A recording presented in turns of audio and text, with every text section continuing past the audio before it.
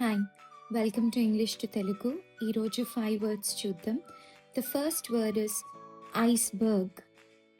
Iceberg. Iceberg meaning మంచుకొండ.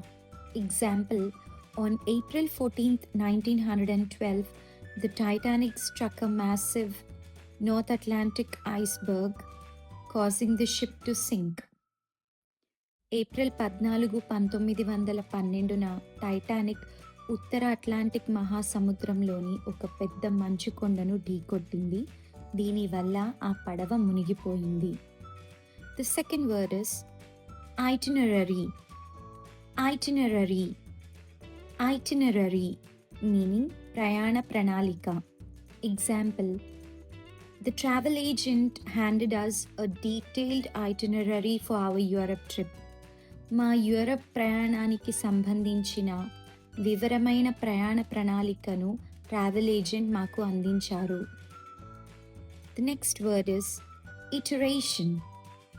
Iteration. Iteration meaning పునరావృత్తి.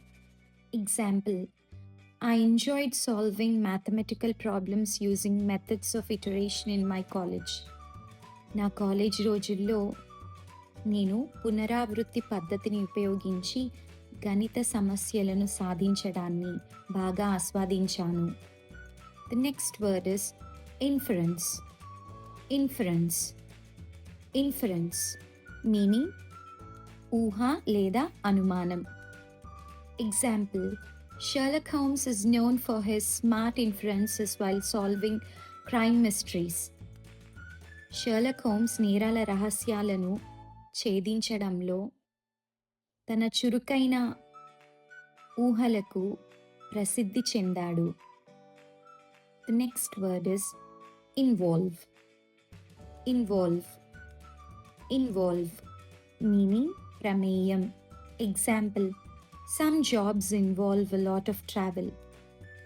కొన్ని ఉద్యోగాలలో చాలా ప్రయాణ ప్రమేయం ఉంటుంది. That's all for today. Thank you.